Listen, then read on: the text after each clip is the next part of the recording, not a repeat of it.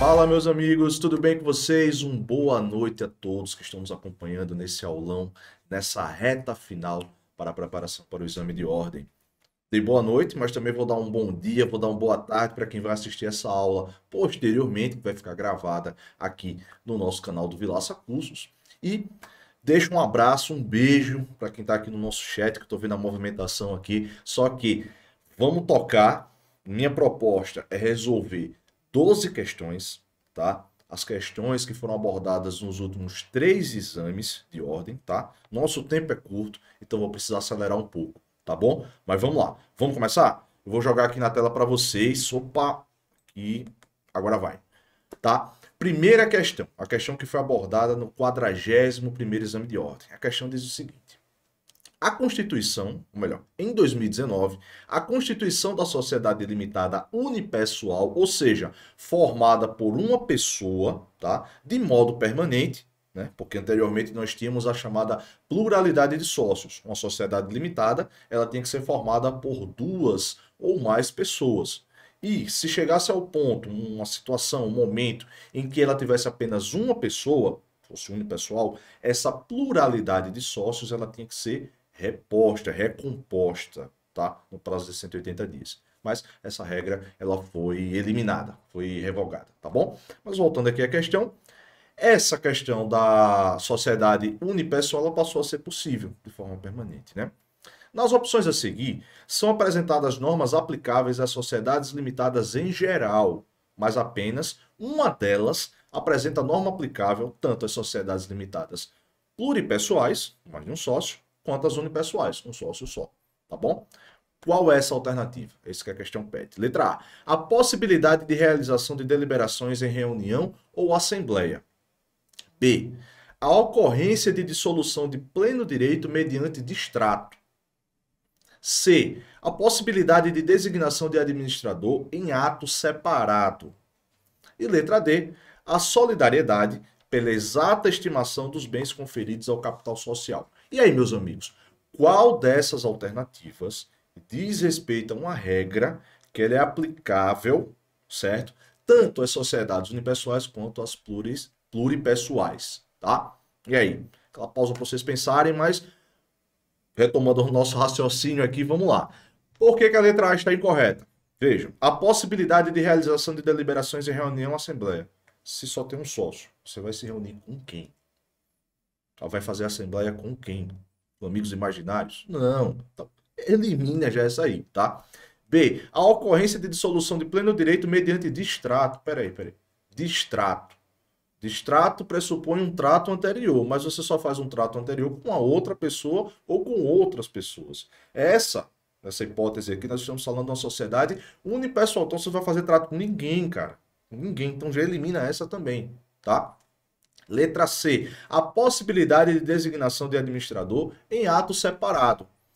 Opa, peraí. Ah, professor, mas só falou que é unidade, sociedade unipessoal. Mas como é que tem um administrador em ato separado? Gente, o administrador não necessariamente aqui na sociedade limitada ele vai ser sócio.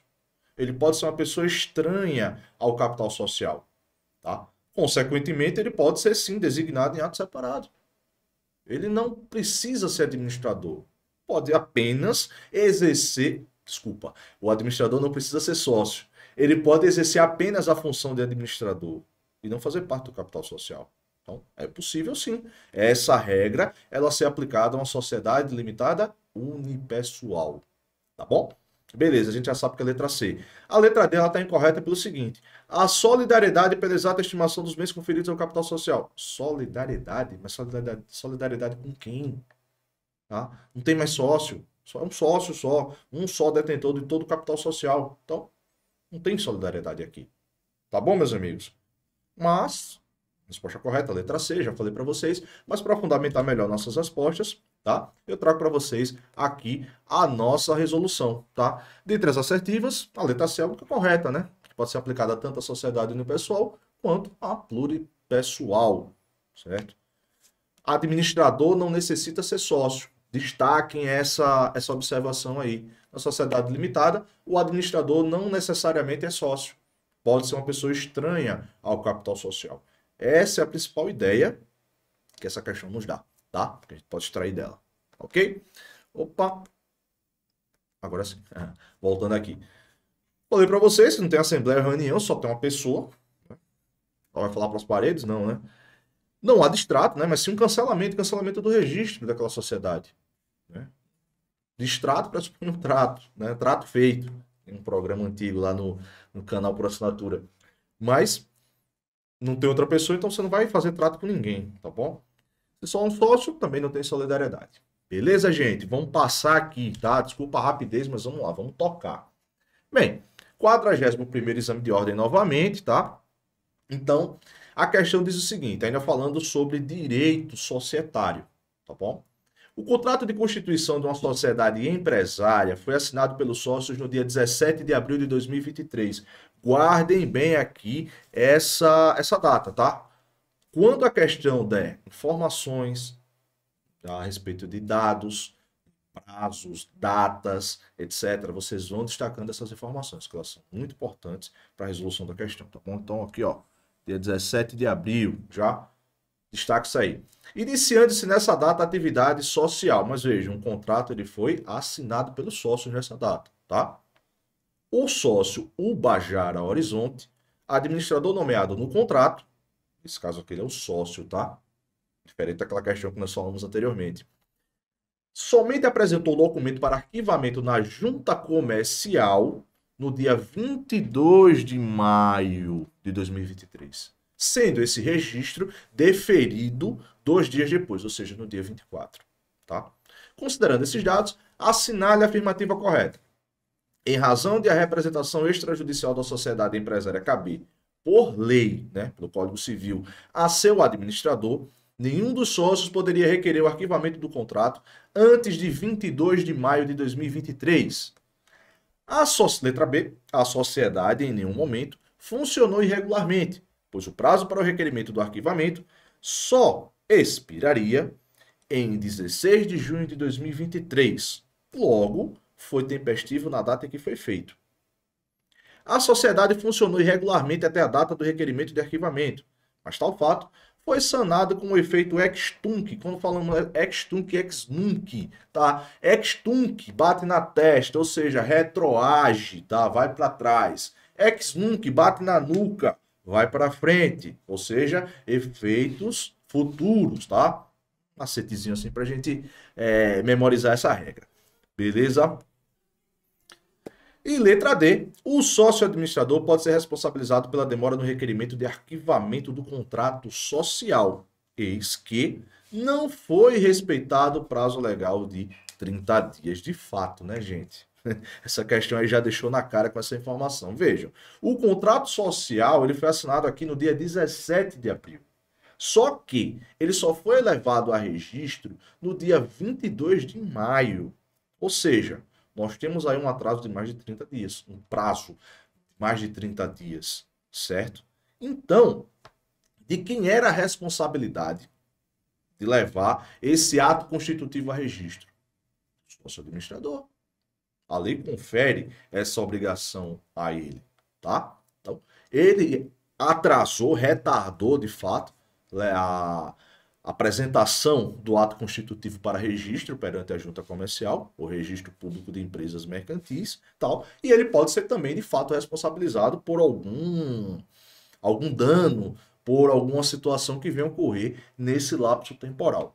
Bem, eu já dei uma dica aqui para vocês, já falei letra D, né? Letra D de fato é a correta, mas por que a letra D está correta, meus amigos? Vamos ver aqui a nossa resolução. Vejam. Olha, gente, a letra D ela se relaciona com a regra do artigo 1151, parágrafo 1º do Código Civil, tá? Que ele diz que os documentos relativos ao registro do empresário ou da sociedade empresária deverão ser apresentados em até 30 dias, prazo este contado da lavratura do ato de registro, certo? Caso seja ultrapassado este prazo, por omissão ou demora, o responsável responderá por perdas e danos, tá? Aqui o que diz o artigo 1151. O registro dos atos sujeitos à formalidade exigida no artigo antecedente será requerido pela pessoa obrigada em lei. Tá? E, no caso de omissão ou demora, que foi o que aconteceu, pelo sócio ou qualquer interessado. Então, o que é que acontece aqui, gente? Quem tem a obrigação de levar esse ato constitutivo a registro? O sócio administrador. Se ele não levar no prazo de 30 dias, qualquer um outro sócio pode fazer isso, tá? Nos diz aqui o artigo 1151, beleza? Parágrafo 1º fala justamente de quê? Fala do prazo de 30 dias para levar esse ato constitutivo a registro, certo? Contado da data da lavratura, da assinatura, tá? Nesse caso aqui da questão. Requerido esse registro, além do prazo previsto, o registro somente produzirá efeito a partir da data da sua concessão. Ou seja, aqui na questão ele só veio produzir efeitos no dia 24 de maio de 2023. Foi levado a registro no dia 22, foi concedido 2 dias depois, dia 24. Aí é quando ele passa a produzir efeitos. Ou seja, efeitos ex tunc, tá? Desculpa, ex nunc, para frente, não são efeitos retroativos, são efeitos posteriores, tá? Efeitos ex nunc, tá bom, meus amigos? Beleza? As pessoas, parágrafo 3º, as pessoas obrigadas a requerer o registro responderão por perdas e danos em caso de omissão ou demora, né, como nós falamos, e as demais questões por que elas estão incorretas. Gabarito a letra D, tá? Letra A. No caso de omissão ou demora, como eu falei para vocês, né, qualquer sócio poderá requerer o arquivamento desse contrato perante a junta comercial, né, conforme nós vimos ali no artigo 1151. Prazo de 30 dias, né? Esse prazo de 30 dias, ele se esgotou no dia 17 de maio de 2023, certo? Então, de 17 de maio de 2023 a 24 de maio de 2023 também, o exercício dessa sociedade, dessa atividade, ele foi irregular, ok? E requerido, além do prazo de 30 dias, o registro somente produzirá efeito a partir da data da sua concessão, ou seja, um efeito ex nunc, tá? Como eu falei para vocês aqui anteriormente, aqui em relação à assertiva C. Tá bom, meus amigos? Então, resolvemos a questão do 41º exame, vamos para a próxima, ok? Novamente, do 41º exame, e a questão diz o seguinte: Marialva Castro foi nomeada pelo empresário individual Venceslau Paissandu como gerente do seu estabelecimento, intitulado Hortifruti e Fazenda Rio Grande.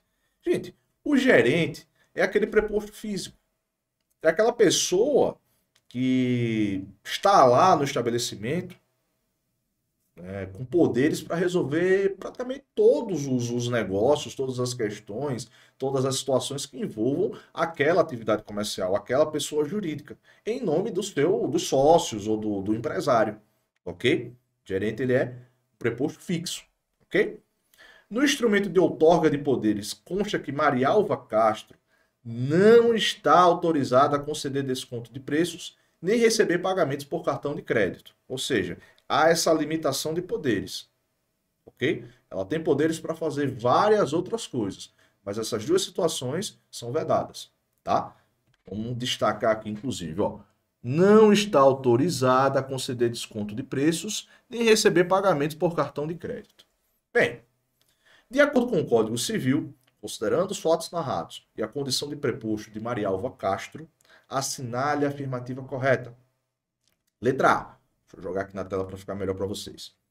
As limitações contidas na outorga de poderes pelo empresário ao preposto, a gerente, para serem opostas a terceiros, dependem do arquivamento e da averbação do instrumento no Registro Público de Empresas Mercantis, na Junta Comercial.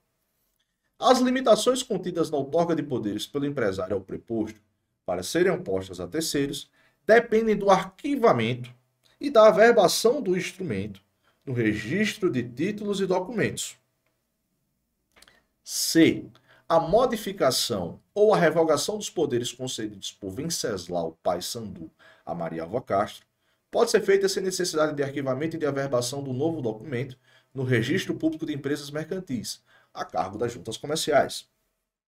E letra D. Independentemente do arquivamento e da averbação do instrumento de outorga de poderes, em qualquer registro, Venceslau Paissandu responderá por quaisquer atos praticados pela gerente, dentro ou fora dos limites fixados, mesmo provado que a pessoa que tratou com o gerente conhecia tais restrições. E aí, meus amigos, qual seria a resposta correta? Letra A, letra B, letra C ou letra D? Tá? Aquela pausa aqui para vocês raciocinarem um pouco, mas voltando ao nosso raciocínio, eu digo a vocês que a resposta correta seria a letra A. Letra A, que diz o seguinte: as limitações contidas na outorga de poderes pelo empresário, pelo Venceslau Paissandu a Marialva Castro, para serem opostas a terceiros. Quem são os terceiros? Pessoas que contratam com essa sociedade, com essa, melhor, com esse empresário individual, com essa pessoa jurídica, tá? São fornecedores, são clientes, etc. Dependem do arquivamento e da averbação do instrumento no Registro Público de Empresas Mercantis. Beleza, porque é justamente esse arquivamento e essa averbação que vão tornar essa outorga de poderes pública, do conhecimento geral, vai fazer com que essa outorga de poderes e, consequentemente, essa limitação, que foi descrita na questão, ela se torne oponível aos terceiros. Vai mostrar que o empresário individual, ele deu conhecimento aos terceiros que havia essa limitação de poderes. Então ninguém pode alegar essa ignorância, tá? Esse desconhecimento dessa limitação. E esse arquivamento, tá? Essa averbação e esse arquivamento vai ocorrer também no Registro Público de Empresas Mercantis, porque é lá que está registrado, que está arquivado o ato constitutivo, o ato de registro dessa pessoa jurídica, desse empresário individual. É tudo na junta comercial, não é num cartório de títulos e documentos, tá? É no mesmo registro comercial, ok? Beleza? Então, correta a letra A. B, C e D estão incorretas, mas por que elas estão incorretas? Vamos ver agora. Falei para vocês que a letra A está correta, né? Artigo 1174 do Código Civil, que fundamenta a nossa resposta, e diz assim: as limitações contidas na outorga de poderes para serem opostas a terceiros dependem do arquivamento e averbação do instrumento no Registro Público de Empresas Mercantis, salvo se provado serem conhecidas já a pessoa que tratou com o gerente, tá? Mas essa ressalva aqui, pessoal, salvo se provado serem conhecidas já pessoas que tratou com o gerente. O que quer dizer isso? Veja, se por um acaso essa outorga de poderes, essa limitação, né, na outorga de poderes, ela não foi levada a registro, mas foi provado que aquela pessoa que tratou com o gerente conhecia dessa limitação, então ele não pode alegar ignorância, alegar desconhecimento, tá? A formalidade não foi feita, não foi observada. O registro, a averbação, o arquivamento dessa limitação na outorga de poderes. Mas o terceiro tinha conhecimento. Então, a questão fática, aí nessa situação, ela se sobrepõe. Então, não pode alegar desconhecimento e ignorância. Tá bom? Beleza? E mais uma vez, meus amigos, vejam só. Até deixar aqui ali para vocês, tá? Que essa assertiva, ela decorre, ó, do texto literal. Gente, falando do direito empresarial, não estou falando de outras matérias, de outras disciplinas que são abordadas no exame de ordem. Mas no direito empresarial, eu digo a vocês, muito mais do que 90% das questões do exame de ordem unificado, né, do ano de 2010 para cá, são baseadas praticamente no texto literal da lei. As assertivas, elas praticamente reproduzem o que a lei diz. É trocado um prazo, é trocado uma expressão, uma definição por outra, etc. Tudo isso para confundir vocês. Por isso que eu falo sempre nas nossas aulas. Gente, leiam o texto da lei, a letra fria da lei. Professor, o senhor lê também aqui na aula, tal, a gente podia ler sozinho, mas, gente, a leitura, aliada à nossa explicação, aliada a a gente esmiuça o texto legal, certo? Para vocês. E isso ajuda bastante. Isso é de grande importância. Para que a gente entenda o sentido da lei. O porquê daquela regra.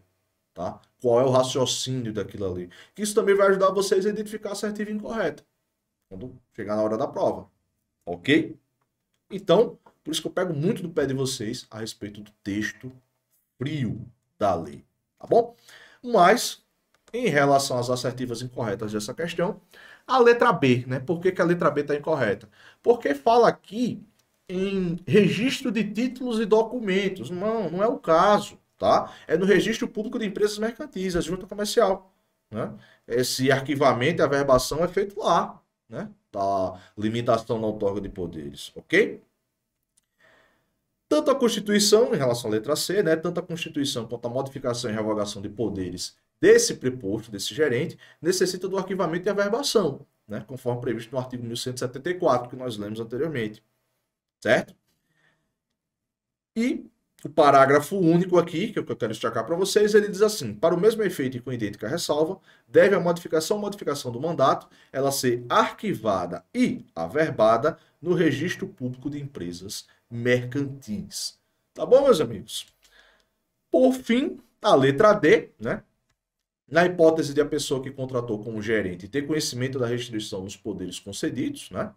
Não haverá responsabilidade de Venceslau Paissandu, mesmo que ela tenha sido averbada, né? É o que se extrai da norma do artigo 1174, que nós destacamos aqui acima, tá?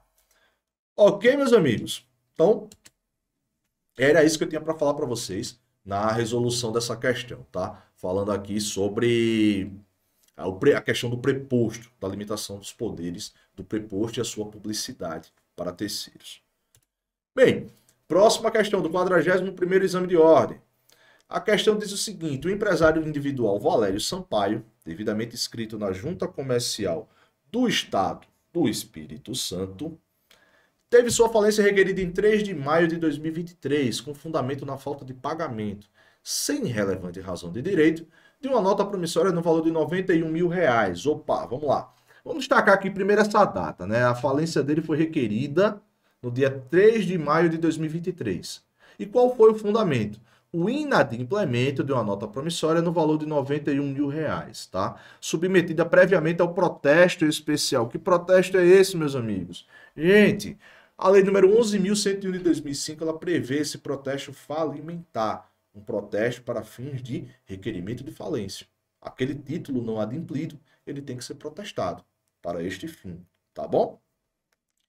Após ser citado, apresentou contestação, alegando que cessou suas atividades empresariais em 31 de março de 2020 e, como tal, não teria legitimidade passiva no processo, ou seja, ele já tinha encerrado as suas atividades, então não poderia ser declarado falido. É isso que ele quer dizer aqui na contestação, tá bom? Sobre a hipótese, sabendo que o empresário não apresentou prova de cancelamento do registro na junta comercial, ou seja, ele apenas declarou que de fato não exercia mais a atividade comercial, mas não comprovou o encerramento das suas atividades. Assinada a afirmativa correta. Letra A. Trata-se de empresário irregular diante da cessação do exercício da empresa. B. É possível a decretação da falência diante da falta de comprovação da cessação da empresa. Tá? C. Deve ser acatada a contestação apresentada em razão da cessação há mais de 2 anos.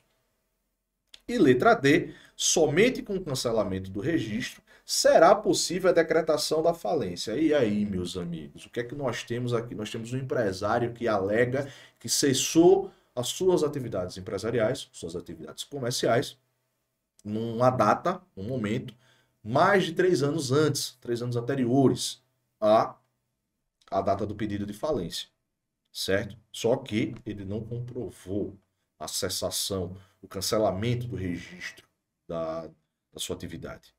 E aí, qual seria a resposta correta? Pode ser declarada a falência dele? Sim ou não?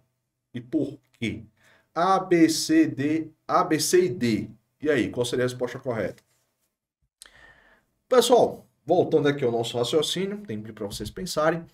Eu diria para vocês que a resposta seria a letra B, resposta correta. Tá? É possível a decretação da falência diante da falta de comprovação da cessação da empresa. Gente, ele simplesmente alegar que cessou as suas atividades não é suficiente para que seja declarado que ele, de fato, não exerce mais atividade. Muito fácil. Ah, não, não exerce mais não. Não posso figurar nesse processo de falência, não. Nada a ver, acabou, não tô devendo mais nada. Não, não é isso. Isso é insuficiente, tá? Então, pode sim ser decretada a falência dele, diante da falta de comprovação da cessação da empresa. Ok? Letra A. Por que está incorreta? Trata-se de empresário irregular diante da cessação do exercício da empresa. Não, não houve a comprovação da cessação. E outra coisa, não foi apresentada uma prova, uma certidão de que o registro dele de empresário individual foi cancelado perante a junta comercial. Então continua valendo, vamos dizer assim. Continua em vigor, tá? Já eliminaria a letra A por isso. C. Deve ser acatada a contestação apresentada em razão da cessação há mais de 2 anos. Não houve prova. Novamente, não houve prova. Tá? Uma mera alegação, não, é muito diferente de uma comprovação do fato. Ok? E letra D. Somente com o cancelamento do registro será possível a decretação da falência. Não. Também não. Tá? De forma alguma. E há essa exigência da letra D. Tá ok? Resposta correta, letra B. Mas, fundamentando melhor a nossa resposta, eu digo para vocês o seguinte. Né? Apesar dessa declaração, dessa alegação do Valério Sampaio de que cessou suas atividades empresariais há mais de 2 anos, né? A questão já deixa bem claro que ele não apresentou uma prova do cancelamento do registro dele perante a junta comercial. Certo? Então, ele pode ser considerado aqui como um empresário regular, vamos dizer assim. Está lá para fins de registro. Outra coisa, vocês se lembram que eu pedi para vocês marcarem aqui? Deixa eu voltar. Opa. Espera aí, me enrolei aqui um pouquinho. Eu acho que esse teclado tá de mal comigo, viu, gente? Vamos lá, tentar voltar aqui. Opa. Deixa eu jogar aqui na câmera, tá? Vou tentar voltar aqui. Falha nossa, tá? Deixa eu voltar aqui com o slide. Ok.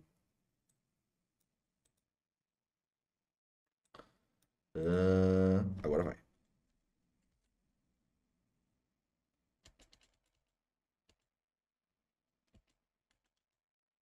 Pronto, aqui. Certo, voltando. Esqueçam esse lapso, tá? Então, essa nota promissória tem um valor de R$ 91.000, ou seja, é um valor que ultrapassa o limite mínimo, tá? De 40 salários mínimos para o pedido de falência, porque não é qualquer valor que vai levar à falência do empresário, não é qualquer dívida, tá? Existe um valor mínimo, certo? Um piso de 40 salários mínimos. Que esse piso ele pode ser alcançado, né, por 2, 3, quantos títulos forem. Pode haver uma reunião de títulos, uma união de títulos, para formar esse valor. Não precisa ser apenas um título. Tá bom? Então, aqui, é o que fala aqui no artigo 94, certo? 94, inciso 1º da lei número 11.101, certo? Então, além desse valor da dívida ser superior, não haver a comprovação de que ele cessou suas atividades, tá? É plenamente possível a decretação da falência, tá? E o fundamento está nos artigos 94, inciso 1º e 96, inciso 8º, também da lei número 11.101 de 2005. Eles dizem o seguinte: será decretada a falência do devedor que, sem relevante razão de direito, ele não paga, ou seja, sem justificativa, né, no vencimento, obrigação líquida materializada em título ou títulos, foi aquilo que eu falei para vocês, títulos executivos, protestados, protesto para fins falimentares, tá? Cuja soma ultrapasse o valor de 40 salários mínimos na data do pedido da falência, o salário mínimo vigente na data do pedido da falência, tá? Guardem bem essa informação. Gente, esse artigo 94 também é de grande importância, tá? Para o estudo de vocês, quando nós estivermos tratando de direito falimentar. Tá bom?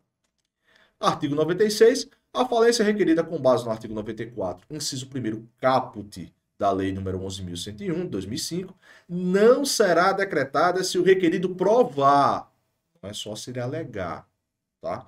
Cessação das atividades empresariais mais de 2 anos antes da decretação do pedido da falência, melhor dizendo, comprovada por documento hábil do registro registro público de empresas mercantis, o qual não prevalecerá contra a prova de exercício posterior ao ato registrado. O que quer dizer isso?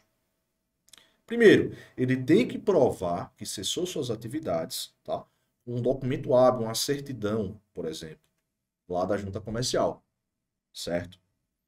E ainda, esse documento, né, a força probante desse documento, ela pode ser afastada se ficar provado, né, demonstrado, que mesmo depois do cancelamento do registro, esse empresário continuou o exercício daquela atividade, certo?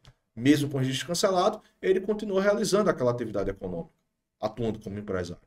Ele atuou como empresário de fato, um empresário irregular, ok? Então essa situação fática, ela se sobrepõe ao cancelamento do registro, tá bom? É o que prevê aqui o artigo 96, inciso 8º. Beleza, meus amigos?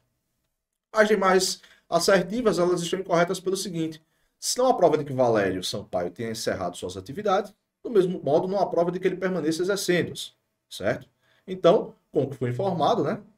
Ele não pode ser considerado um empresário irregular. Ok? Tá lá o registro dele tá valendo lá. Acabou. Letra C, né? Não há comprovação da cessação da atividade empresarial. Né? Assim, não há como ser afastado do pedido de falência sobre este argumento, sobre essa justificativa. Certo? E a letra D, né? Ao contrário do que foi dito, o empresário em atividade é que pode ser declarado falido. Tá? No caso dele aqui, ele é considerado empresário em atividade. Tá bom, gente? Então, A, C e D incorretas, gabarito letra B. Tá bom? Vamos para a próxima questão, mas antes disso, tomar aquela aguinha para molhar a garganta.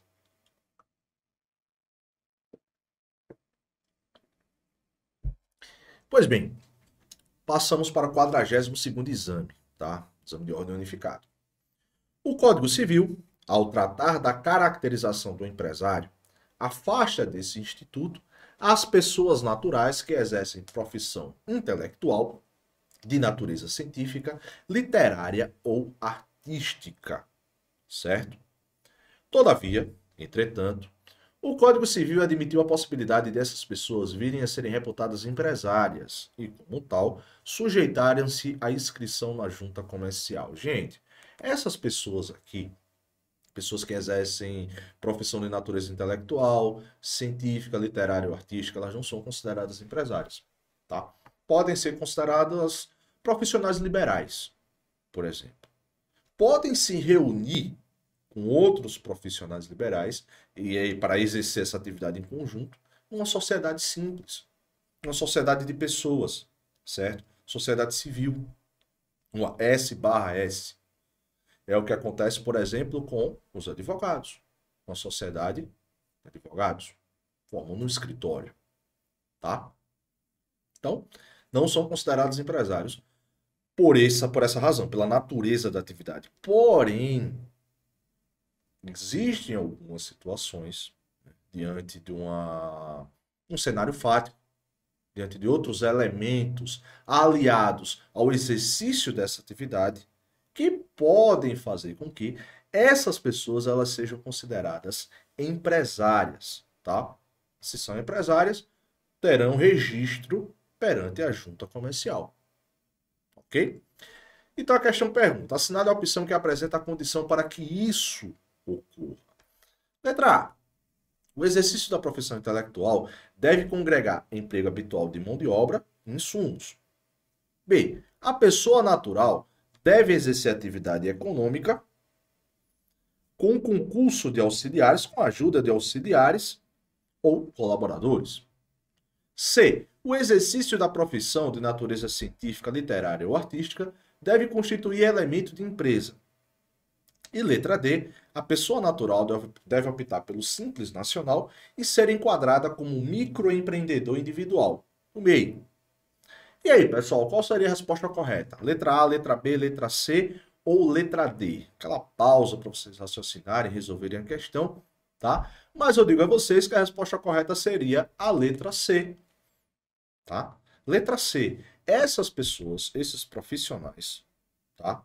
Eles podem ser considerados empresários a partir do momento em que o exercício dessa profissão, né, natureza científica, literária ou artística, certo? Ela se torne um elemento da empresa, ou seja, um, uma característica, né, um universo de outros elementos, certo?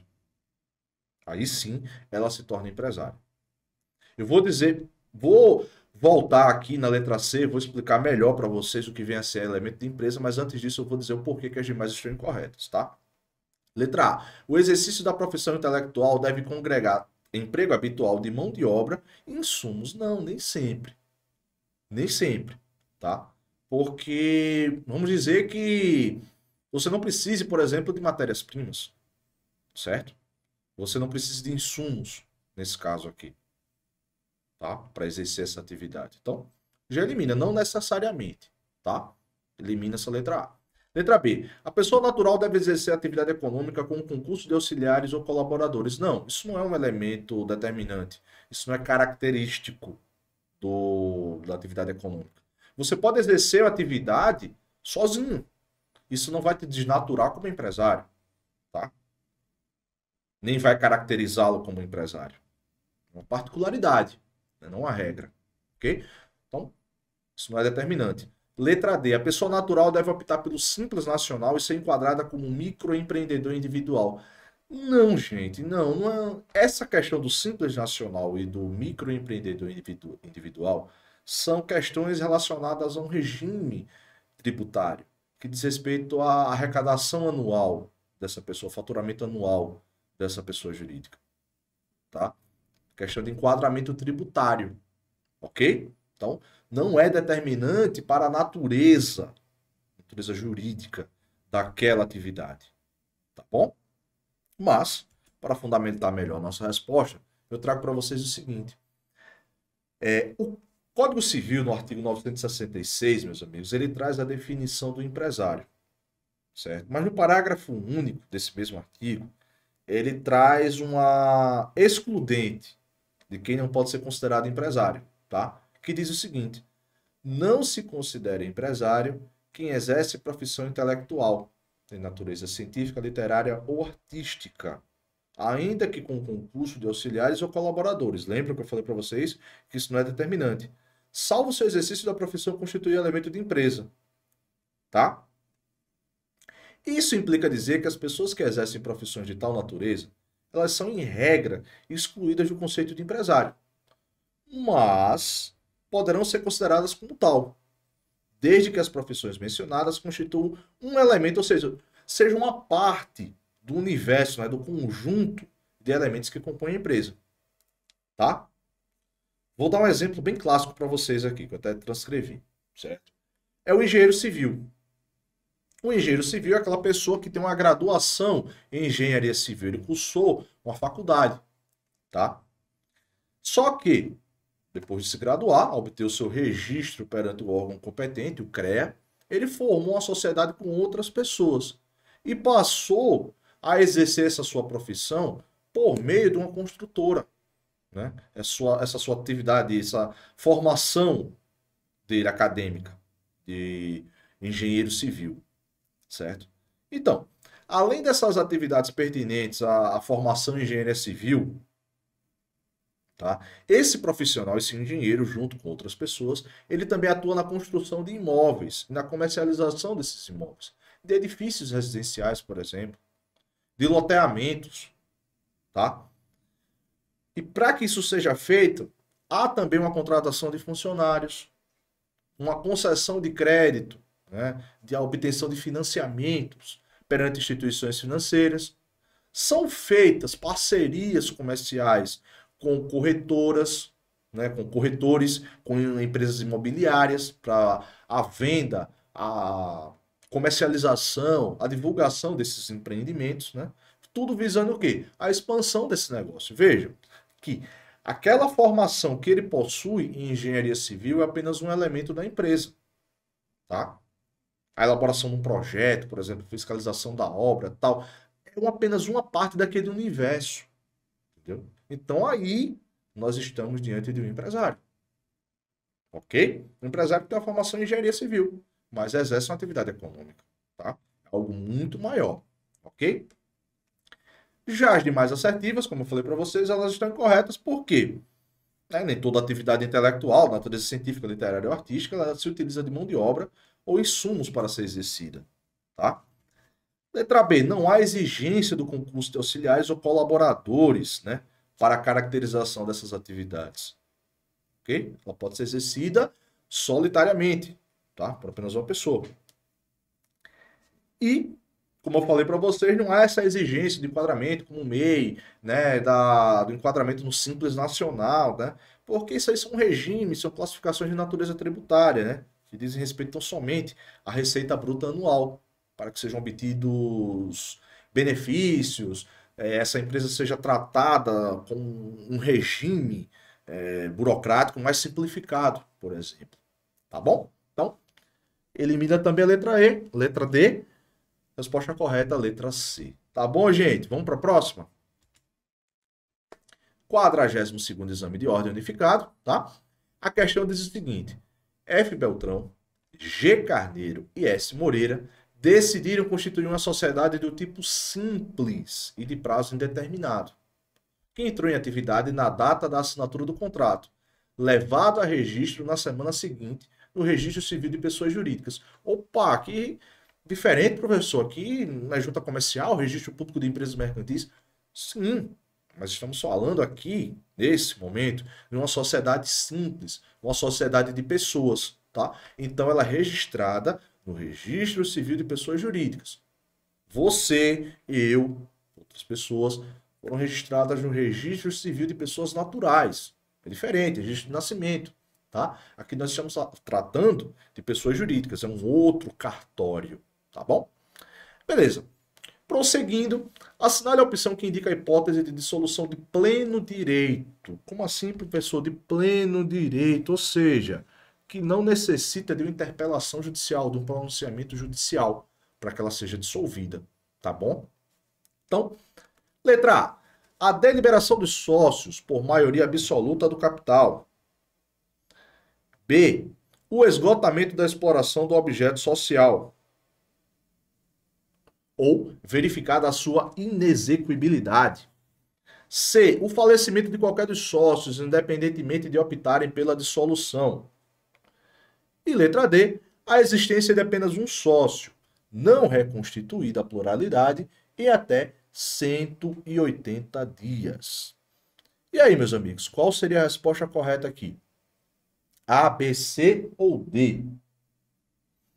Uma pausa para vocês raciocinarem, para vocês construírem a resolução de vocês, mas eu diria que a resposta correta seria a letra A. Tá? A deliberação dos sócios, por maioria absoluta do capital, leva à dissolução de pleno direito dessa sociedade. A maioria dos sócios decidiu, concordou, acabou, dissolve a sociedade extrajudicialmente. Vai lá ser comunicado a dissolução dela lá no Registro Civil de Pessoas Jurídicas, tá? Vai ser averbado, vai ser cancelado o registro, pronto, acabou. Ok? Então, letra A seria a resposta correta, certo?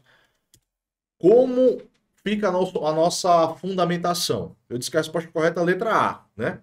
Mas o fundamento dessa resposta está na regra contida no artigo 1033, inciso 3º, tá, do Código Civil, que fala o seguinte: dissolve-se a sociedade quando ocorrer a deliberação dos sócios por maioria absoluta na sociedade de prazo indeterminado. É justamente isso que nós falamos aqui, tá? Deliberação dos sócios por maioria absoluta do capital, e essa sociedade ela foi constituída por prazo indeterminado, tá bom? Letra A. Como eu falei para vocês, a expressão de pleno direito, né? Independentemente de ordem judicial. Letra B, pessoal. Letra B ela está incorreta porque ela trata de uma hipótese de dissolução judicial. Tá certo? Está prevista no artigo 1034, inciso 2º, que diz exatamente aqui o que tem na assertiva B. O esgotamento da exploração do objeto social ou verificada a sua inexequibilidade. Tá bom? Letra C. Na hipótese de falecimento do sócio, a regra é que haja a liquidação da sua cota, não a dissolução da sociedade, em regra, tá? Então, morreu um sócio, A sociedade não vai acabar necessariamente, tá? Vai ser liquidada a sua cota, ou seja, vai ser apurado o valor da sua cota e entregue ao herdeiro, por exemplo, ao seu sucessor, certo? Ok? Mas existem exceções a essa regra. E essas exceções estão previstas aqui no artigo 1028 do Código Civil, incisos 1, 2 e 3. No caso de morte de sócio, liquidar-se-á a sua cota, salvo, tá? Se o contrato dispuser diferentemente, ou seja, se esses sócios eles estabeleceram lá no contrato social que no caso de morte não haveria liquidação. É permitido? É, a lei permite, tá? Prevê essa possibilidade. 2. Se os sócios remanescentes optarem pela dissolução da sociedade. Ah, morreu o sócio, essa pessoa ela era de suma importância para a condução dos negócios daquela sociedade. Então não há mais sentido em continuar sem ele. Então, vamos dissolver a sociedade. Pá, acabou. Beleza. Terceiro, se, por acordo dos herdeiros, regulasse a substituição do sócio falecido. Ou seja, pode acontecer de um dos herdeiros, tá, ele vier a substituir esse sócio lá na sociedade. Um ou mais ter um condomínio de cotas, por exemplo, ou essas cotas serem transmitidas para uma outra pessoa e essa pessoa adquirir a qualidade de sócio, é possível também, tá? Então, por acordo dos herdeiros, certo? Nós temos essa exceção à regra. E, por fim, não se aplica a regra de dissolução da sociedade simples por ausência da pluralidade de sócios. Não, isso aí também não vai levar necessariamente à dissolução da sociedade, tá? Se não tiver essa pluralidade de sócios da sociedade simples. Tá bom, gente? Então, era isso que eu tinha para falar para vocês na resolução dessa questão. A próxima questão, meus amigos, ela fala sobre direito da propriedade industrial. Lei número 9.279, de 1996, que é um assunto, uma matéria, que durante um certo tempo permaneceu assim ausente do exame de ordem, né, na matéria de direito empresarial. E recentemente passou a ser mais utilizada, a ser mais abordada, que eu acho bastante interessante. É um campo que tem uma expansão, tem uma utilização muito grande na prática empresarial. Você que tem planos, você que tem uma pretensão de seguir na área do direito empresarial, seja como um consultor, seja como advogado, seja como um estudioso, é bastante interessante a abordagem que está sendo feita aqui pela banca examinadora, trazendo de volta essa possibilidade. Em várias questões, nós vamos ver aqui mais adiante, certo? Mas, nessa questão do 42º exame de ordem, o direito da propriedade industrial ele foi abordado da seguinte forma. Maura Chalé, sócia administradora da Sociedade Produtora de Laticínios Santana do Manhuaçu, LTDA, procura você, como advogado ou advogada, informando que a sociedade é titular da marca de produto Chalé e deseja saber quais os direitos assegurados por lei ao titular de marca de produto. Sobre a hipótese narrada, com base na legislação, assinale a afirmativa correta. Letra A. A sociedade pode licenciar o uso da marca de produto Chalé e zelar pela sua integridade material ou reputação. Lógico, o valor da marca está ligado a essa reputação, essa integridade material, a qualidade que aquela marca passa, transmite, tá? E mesmo que você licencie a marca, você tem esse interesse na manutenção daquela reputação da marca, do instituto, ok? B. A sociedade pode impedir que empresários utilizem sinais distintivos que lhes são próprios, juntamente com a marca, na sua promoção e comercialização. C.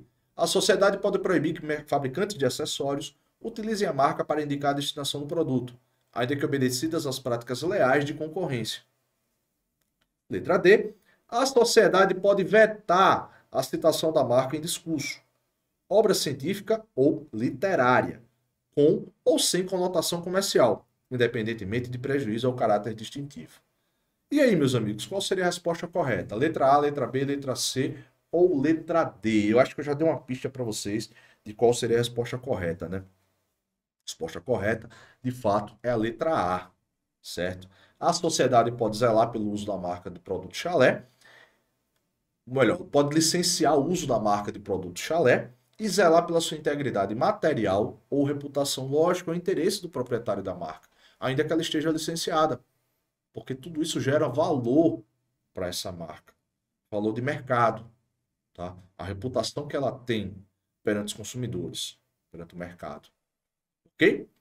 As demais estão incorretas pelas seguintes razões, meus amigos, tá? Só para fechar aqui, a letra A está correta porque diz exatamente, tá, o que está previsto no artigo 130, incisos 2º e 3º da Lei número 9.279 de 96, tá? Ao titular da marca, o depositante ainda é assegurado o registro de licenciar seu uso e zelar pela sua integridade material ou reputação, tá certo? Tudo aqui está na letra fria da lei, como eu falei para vocês anteriormente. Isso é indispensável que vocês tenham atenção a esse ponto, a leitura da lei, tá? Já as demais assertivas, elas vão de encontro com as hipóteses previstas nos artigos, ou melhor, no artigo 132, incisos 1, 2 e 4, também da lei número 9.279, tá? Esse artigo 132, ele diz o seguinte: o titular da marca, ele não poderá, tá? Você não pode fazer. É justamente que vai de encontro ali com a questão. Impedir que comerciantes ou distribuidores utilizem sinais distintivos que lhes são próprios, juntamente com a marca do produto, na sua promoção e comercialização. Se não tivesse isso aqui, meus amigos, seria mais ou menos como proibir que um supermercado ele fizesse um... Hoje praticamente não existe mais isso, né? Mas vocês vão lembrar, aqueles folhetos, tá? Lá com os produtos, com os rótulos dos produtos com as suas respectivas marcas e o nome lá do supermercado, do atacado, do atacarejo, seja lá o que for. Praticamente isso, tá? Ele não poderia fazer esse tipo de divulgação, esse tipo de promoção, né? Não faz sentido, tá? 2. Impedir que fabricantes de acessórios utilizem a marca para indicar a destinação do produto, desde que obedecidas as práticas leais de concorrência. Não, você não vai poder dizer para que serve aquele produto, identificando a marca dele, né? Uma peça de um automóvel, você não vai poder dizer que você tem aquela peça em estoque, dar o preço dela e dizer que ela serve para tal carro, tal modelo, entendeu? Mais ou menos isso. 4. Impedir a citação da marca em discurso, obra científica ou literária, ou qualquer outra publicação. Você não vai poder, você vai querer impedir que falem da sua marca. Não faz sentido. E vejam que aqui não tem conotação comercial. A lei destaca bem isso, desde que sem conotação comercial e sem prejuízo para o seu caráter distintivo, tá? Você distinguir uma marca de outra. Porque, meus amigos, no final das contas, a marca ela serve para isso. Para que você possa distinguir produtos do mesmo ramo, do mesmo gênero, tá? Por exemplo, um veículo Volkswagen, ele tem uma determinada característica que um veículo de uma outra marca, de uma marca concorrente, de uma marca Chevrolet, pode não ter, mas que o Chevrolet também tem uma característica que o Volkswagen não tem. E isso faz com que eles sejam diferentes. Isso faz com que o consumidor que vai comprar aquele veículo, ele analise o Volkswagen, ele analise o Chevrolet, o Ford, o Fiat, etc. E faça a sua escolha com base nessas características que cada marca tem. Entenderam? E isso não serve só para veículos, não, serve para muitas outras coisas. Tá bom? Uma infinidade de artigos, de produtos, de bens. Tá? Então, né, não faz sentido essa proibição aqui, tá? O titular da marca ele não poderá impedir essas ações que estão previstas aqui no artigo 132. Tá bom, meus amigos? Então a resposta correta, novamente, falo para vocês que é a letra A. Tá bom? Próxima questão, meus amigos. Vamos falar aqui sobre recuperação judicial e direito societário, direito de recebimento por parte dos sócios dos seus dividendos.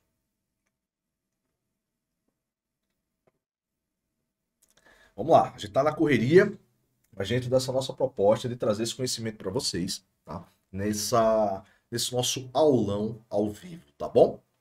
Mas bem, essa questão ela fala assim: a Sociedade Empresária Drogaria Ponto dos Volantes LTDA requereu recuperação judicial e teve deferido o seu processamento, foi deferido o pedido. sendo que ambos os eventos ocorreram no ano de 2021, tanto o pedido quanto o deferimento, tá? Porque primeiro você pede a recuperação judicial. Aquilo vai ser analisado, tá?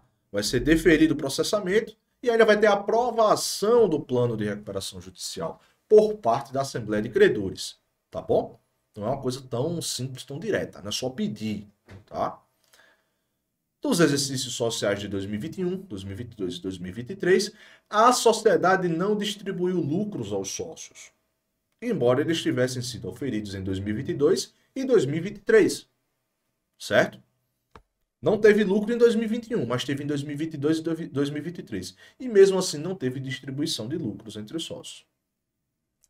O sócio minoritário Lucas Sobrado consulta você, como advogado ou advogada, para saber sobre a legalidade da ausência de distribuição de lucros nos referidos exercícios sociais, informando que o plano de recuperação judicial ele foi aprovado em dezembro de 2022 e a concessão ocorreu em janeiro de 2023, mas o processo de recuperação, ele ainda não foi encerrado. Então, assinale a opção que apresenta corretamente o seu parecer, a sua opinião a respeito dessa situação. Letra A, meus amigos. É vedada a distribuição de lucros pela sociedade aos sócios enquanto não for encerrada a recuperação judicial, de modo que não há ilegalidade por parte dela. B. A sociedade não poderia ter deixado de distribuir lucros no exercícios sociais de 2022 e 2023, pois os lucros devem ser pagos aos sócios por ser direito essencial deles. C. É vedada a distribuição de lucros pela sociedade aos sócios enquanto não for realizado o pagamento dos credores sujeitos à recuperação judicial, de modo que não há ilegalidade por parte dela. Tá? Então vamos dizer aqui que A e C elas são bem semelhantes, né? D. A sociedade empresarial, até a aprovação do plano de recuperação judicial, estava impedida de distribuir lucros aos sócios, mas não há justificativa para o não pagamento no exercício do ano de 2023. E aí, meus amigos, qual seria a resposta correta? Letra A, letra B, letra C ou letra D? Qual delas corresponde ao gabarito? Tá? Sobre essa questão da distribuição de lucros. Pausando o vídeo para vocês raciocinarem um pouco, para vocês pensarem, construírem o raciocínio de vocês na resolução da questão. E eu diria que a resposta correta é a letra D. Tá? Letra D. A sociedade empresária, até a aprovação do plano de recuperação judicial, que aconteceu quando mesmo, meus amigos? Em dezembro de 2022. Ela estava impedida de distribuir lucros aos sócios, mas não há justificativa para o não pagamento no exercício de 2023. 2021 não teve lucro. 2022 ela não podia, porque ainda não tinha havido a aprovação do plano de recuperação judicial, mas 2023 não há impedimento à distribuição de lucros. Logo, a resposta certa é a letra D. Como eu falei para vocês, letra A e letra C, elas são bem parecidas, porque a letra A fala, é verdade a distribuição de lucros pela sociedade aos sócios, enquanto não foi encerrada a recuperação judicial. Na C, fala que há essa vedação da distribuição de lucros, enquanto não for realizado o pagamento dos credores sujeitos à recuperação judicial. Então, bem parecidas, ambas estão incorretas, tá? Letra A e letra C. A letra B fala que a sociedade não poderia ter deixado de distribuir os lucros nos exercícios sociais dos anos de 2022 e 2023, pois os lucros devem ser pagos aos sócios por ser direito essencial deles. É um direito essencial o pagamento dos lucros, tá? De fato. Mas há esse impedimento legal, tá? Quando for aprovado o plano de recuperação judicial. Então, 2022, ele sai dessa situação aqui, tá? Há esse impedimento. 2023, não. Então, incorreta também, resposta correta, letra D. E para fundamentar melhor a nossa resposta, eu trago para vocês o artigo 6, melhor, 6º da Lei número 11.101 de 2005, tá?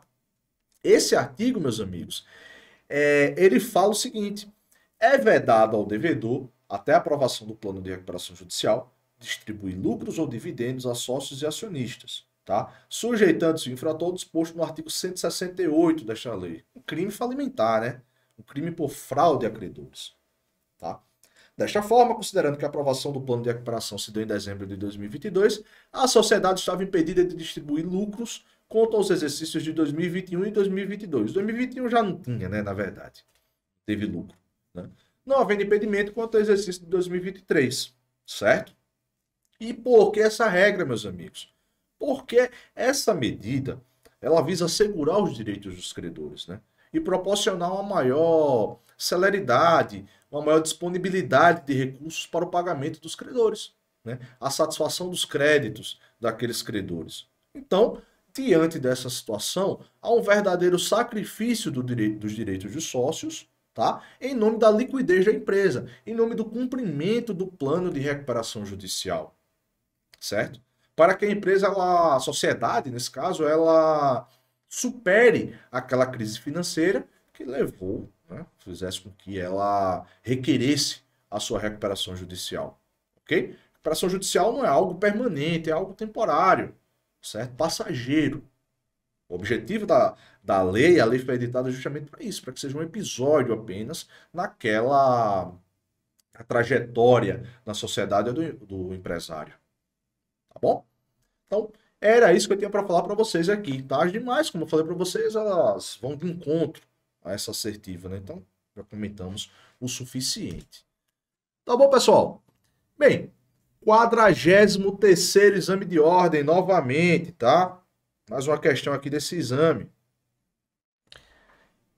Então, a questão diz assim: Bento de Abreu e Bernardino de Campos são os únicos sócios e fundadores da Sociedade Empresária Abreu e Campos Limitada. Tá? Esses sócios, o Bento de Abreu e o Bernardino, eles deliberaram a transformação dessa sociedade limitada em uma companhia, ou seja, uma sociedade por ações, tá? Uma SA, que é disciplinada pela Lei nº 6.404 de 1976, tá bom? E lhe pedir orientação para o nome empresarial. Considerando algumas das regras para a formação do nome empresarial do tipo que essa sociedade adotará, assinale a afirmativa correta. Letra A. A companhia adotará a denominação na qual poderá constar o nome ou os nomes do fundador ou dos fundadores, sendo facultada a designação do objeto social. Letra B. A companhia adotará uma firma, sendo formada por nome de fantasia, a partir da escolha dos sócios, seguindo obrigatoriamente pela designação do objeto social. C. A companhia adotará a denominação, formada apenas pelo nome dos sócios, seguida, facultativamente, pela expressão sociedade anônima ou companhia, indicadas unicamente ao final. D. A companhia adotará firma ou denominação, devendo ser mantido o nome antigo, Abreu e Campos, substituindo-se o aditivo limitada pelo aditivo companhia ou CIA. E aí, meus amigos, qual seria a resposta correta? Letra A, letra B ou letra C? E aí, galera, como é que ficaria? A, B, C ou D? Pausa para vocês, aquela respiração profunda, calma, concentração, tá? Estamos chegando aqui praticamente no nosso terço final do nosso aulão. Sei que direito empresarial muitas vezes parece aquela coisa de outro mundo, aquela coisa complicada, mas eu espero ter trazido, está trazendo, na verdade, para vocês a resolução dessas questões de uma forma bem simples, de uma forma direta, de uma forma sucinta, que é isso que a gente precisa nessa reta final, tá bom? Mas, voltando aqui à nossa questão, eu diria para vocês que a resposta correta seria a letra A. Tá? Companhia, meus amigos, sociedade por ações, sociedade anônima, ela só adota a denominação, tá? Ela não adota firma. Firma é algo mais pessoal. Denominação é algo mais formal, impessoal, certo? Então, logo de cara, a gente já eliminaria a letra B e a letra D, só por essa informação, tá? B e D eliminadas aí.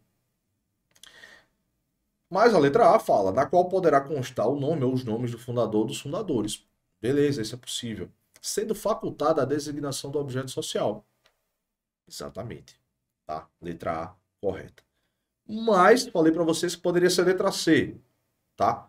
A companhia adotará a denominação. Até aí, beleza, tá certo.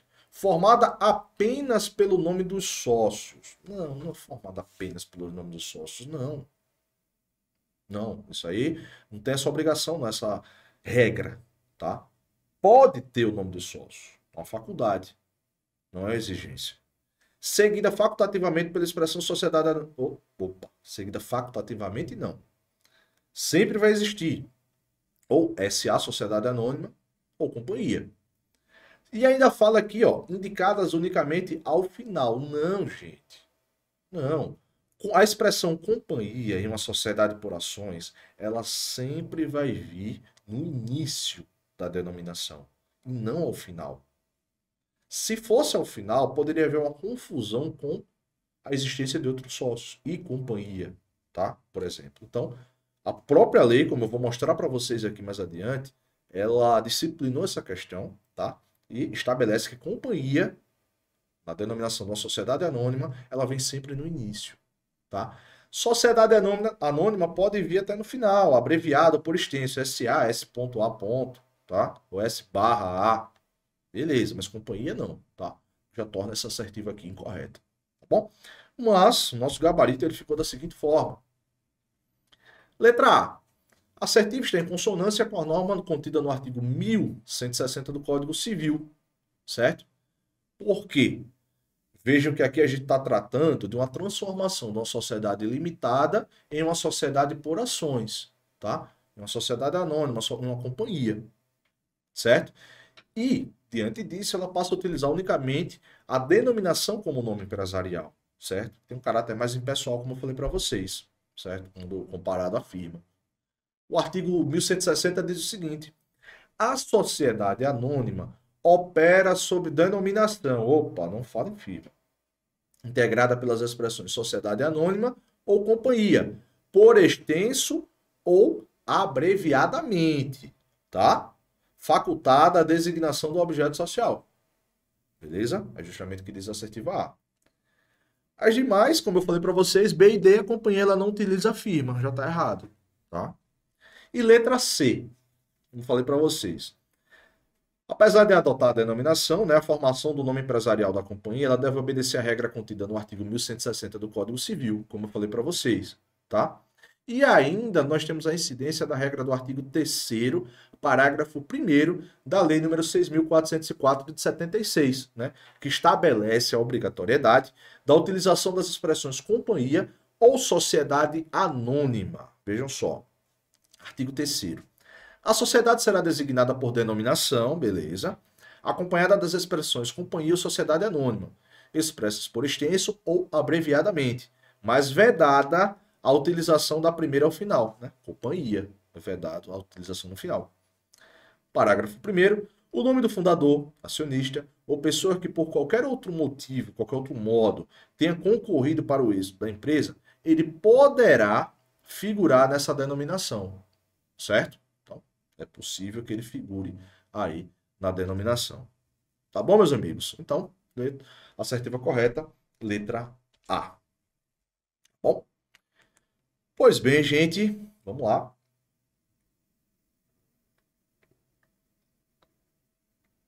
Vamos falar sobre responsabilidade dos sócios, né, da personalidade jurídica, também aqui em relação à sociedade empresária. Tá bom? Uma questão também do 43º exame de ordem. E essa questão ela diz o seguinte, deixa eu jogar aqui na tela para vocês verem melhor, tá? Lucélia, Marília e Natividade constituíram uma sociedade empresária sem levar o documento escrito de constituição a qualquer registro, certo? Ficou estabelecido verbalmente entre as sócias que os atos sociais seriam praticados por Marília no interesse comum. Então vejam, qual é a situação que nós temos aí? 3 sócias, tá? Constituíram essa sociedade através de um documento, né? Materializaram essa sociedade, mas esse documento ele não foi levado a registro, tá? Ponto. E ainda ficou estabelecido verbalmente entre elas que os atos sociais seriam praticados por Marília, no interesse comum, no interesse da sociedade, tá? Inadimplida uma obrigação social, o credor, ciente da existência da sociedade, demandou à sociedade todas as sócias, responsabilizando-as solidariamente e sem benefício de ordem pela obrigação assumida por Marília. E considerando tais fatos, assinale a afirmativa correta. Letra A. O credor não poderia demandar a sociedade em razão da ausência de personalidade jurídica, sendo, contudo, possível exigir de todas as sócias, solidariamente e sem benefício de ordem, a obrigação assumida por Marília. B. O credor agiu corretamente ao demandar a sociedade, ainda que diante da ausência de personalidade jurídica. Contudo, mesmo havendo solidariedade entre as sócias, Lucélia e Natividade possuem benefício de ordem. C. O credor está autorizado a demandar a sociedade, diante da ausência de personalidade jurídica, como também poderá responsabilizar as sócias Lucélia e Natividade, solidariamente e sem benefício de ordem, pela obrigação assumida por Marília. D. O credor está totalmente equivocado, pois a sociedade não poderia ser demandada, em razão da ausência de personalidade jurídica. E deve ser respeitado o benefício de ordem das sócias, Lucélia e Natividade, que não contrataram pela sociedade. E aí, meus amigos, qual seria a resposta correta aqui? Letra A, letra B, letra C? Pausa, respira, pensa, constrói a sua resposta, constrói o seu raciocínio. Eu tenho certeza que você vai responder a letra B, tá? Letra B é a correta. Mas por que a letra B está correta? Vamos lá. Primeira coisa, meus amigos. Essa sociedade aqui é uma sociedade irregular. O seu ato constitutivo não foi levado a registro. Logo, ela não tem personalidade jurídica. Tá? Beleza, não tem personalidade jurídica. Nesse caso aqui, ela poderia ser demandada ou não? Poderia sim ser demandada. Por quê? Porque personalidade jurídica não se confunde com capacidade processual. Capacidade processual, a capacidade, como o próprio nome já está dizendo, está sendo redundante, daquele sujeito ele figurar no polo ativo ou passivo de uma ação, de uma demanda judicial, que não se confunde com a personalidade jurídica. É o que acontece, por exemplo, com um condomínio edilício. O condomínio edilício ele não tem personalidade jurídica, mas ele pode demandar e ser demandado. Ele pode cobrar judicialmente, por exemplo, valores de taxas condominiais que não foram adimplidas por um condômino. Pode entrar com execução contra esse condômino. Pode ser processado por um fornecedor, por exemplo, diante do inadimplemento de uma obrigação assumida. Tá? Então, beleza, o credor acertou nesse ponto. Só que o erro dele, aqui nesse caso, diz respeito ao chamado benefício de ordem. Tá? Todas as sócias elas são legitimadas para responder essa ação. Tudo bem. Mas apenas a Marília, que é justamente aquela sócia que exercia, que praticava os atos sociais, que contratava, por exemplo, que figurava naquelas relações jurídicas com terceiros, tá? Somente ela não goza, não pode usufruir do chamado benefício de ordem. O que seria esse benefício de ordem, meus amigos? Seria a possibilidade do sócio, né, ele apontar primeiro os bens sociais, os bens que compõem o capital social, né, para satisfação dos débitos, para satisfação das obrigações, e só depois que esses bens eles forem esgotados é que os bens pessoais desse sócio, tá, eles podem ser atingidos. Os bens pessoais, um veículo, um imóvel, etc. Primeiro se busca aquilo que é da sociedade. Depois, se o que a sociedade tiver não for suficiente para satisfazer aquela obrigação, então são buscados, são atingidos os bens de sócios. Tá? Esse é o chamado benefício de ordem. A única que não vai gozar desse benefício de ordem, que não vai desfrutar dele, é a Marília.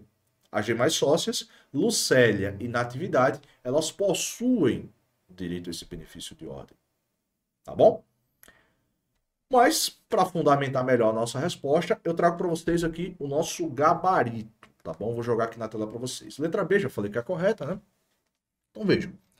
O caso em concreto retrata a existência de uma sociedade em comum, né? A qual ela possui um ato constitutivo, mas ainda que não fora levado a registro. Então, uma sociedade irregular, certo? Então, a responsabilidade dos sócios perante as obrigações contraídas ela é solidária, ou seja, todos os sócios respondem, todas as sócias, né, nesse caso, e ilimitada. também responde com seu patrimônio, seus bens pessoais, tá? Então, todas as sócias podem ser demandadas, certo?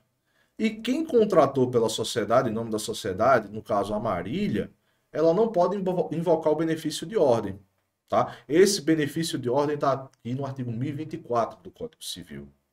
Mas quanto à solidariedade e à responsabilidade ilimitada das demais sócias, eu destaco para vocês aqui o artigo 990, que fala o seguinte: todos os sócios respondem solidária e ilimitadamente pelas obrigações sociais, excluído do benefício de ordem, previsto no artigo 1024, aquele que contratou pela sociedade. Artigo 1024. Os bens particulares dos sócios não podem ser executados por dívidas da sociedade. São depois de executados os bens sociais, justamente aquilo que a gente falou, tá? Então, em razão de ainda não ter o seu ato constitutivo registrado perante a junta comercial, essa sociedade em comum, ela não possui personalidade jurídica, aquilo que nós falamos, tá? O que não se confunde com a capacidade processual, né? Possibilidade de ajuizar a ação, de ser demandado, né? Tá? Motivo pelo qual acertou o credor ao incluir a sociedade no polo passivo dessa demanda, tá? Aí eu vou destacar para vocês a respeito dessa questão de capacidade processual, tá? O artigo 75, inciso 9, inciso 9, e parágrafo 2º do Código de Processo Civil. Vejam só. Artigo 75. Serão representadas em juízo, ativa e passivamente, a sociedade e a associação irregulares e outros entes organizados sem personalidade jurídica, pela pessoa a quem couber a administração de seus bens. Sócio, a Marília, né? Aqui seria ela a sua representante, certo? É justamente a sociedade irregular. Parágrafo 2º. A sociedade ou associação sem personalidade jurídica não poderá opor a irregularidade de sua constituição quando demandado. Ou seja, não poderia ser uma matéria de defesa, uma matéria de exclusão de responsabilidade, o fato dessa sociedade ela ser irregular. Essas sócias elas não poderiam se locupletar, se beneficiar dessa irregularidade, porque elas mesmas deram causa. Certo? Pode ser demandada sim, tranquilo, sem problema nenhum. Tá? Como falei para vocês, as demais estão incorretas. Letra A. Ausência de personalidade jurídica não é causa impeditiva ao acionamento jurídico da sociedade, né? E a única sócia excluída do benefício de ordem é a Marília, né? Como falei para vocês, letra A e letra C. E na letra D também, ausência de personalidade jurídica não é impedimento ao acionamento jurídico, né, da sociedade, mas as sócias Lucélia e Natividade, elas desfrutam, né, podem invocar o benefício de ordem. Tá bom, gente? Então, era isso que eu tinha para falar para vocês na resolução dessa questão. Vamos para mais uma. Jogar aqui na tela para vocês, tá? Essa questão, meus amigos, ela fala também sobre direito societário, tá? Nossa penúltima questão do aulão de hoje, tá? Daqui a pouco vocês não vão ver mais minha cara aqui, falando de direito empresarial, tá? Estamos terminando. Mas vamos lá, gente. Uma sociedade simples que adotou um dos tipos societários previstos no Código Civil, com sede em Guarapari, no Espírito Santo. Já ouvi falar que é uma cidade muito bonita, mas infelizmente não conheço ainda. Foi constituída por prazo determinado, ou seja, uma sociedade por prazo determinado, tá? Ela tem prazo de validade. Até quando, pessoal? Até 31 de dezembro de 2023. Sobre a situação da sociedade empresária a partir de 1º de janeiro de 2024, assinale a afirmativa correta. Letra A. Ela continuará em atividade normalmente, até que algum sócio ou credor requeira sua dissolução judicial, nos 30 dias seguintes após o término do prazo de duração. Letra B. Os sócios administradores, ou melhor, perdão, os administradores, né, nem todo administrador é sócio, devem providenciar imediatamente a investidura do liquidante, ou seja, aquela pessoa responsável por apurar o passivo, o ativo e distribuir os dividendos, tá? Mantendo os negócios sociais por até 180 dias. No fim desse prazo, a continuidade da atividade implica na responsabilidade ilimitada e solidária dos sócios. Tá? C. A dissolução judicial da sociedade pode ser requerida por qualquer sócio, devido ao exaurimento do fim social, cabendo ao juiz a nomeação do liquidante.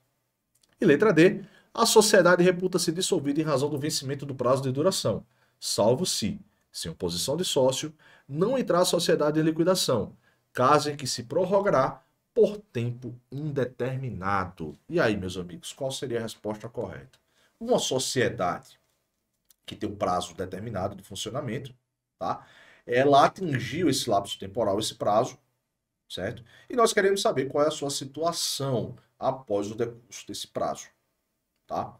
Letra A, letra B, letra C ou letra D. Qual seria a resposta correta, meus amigos?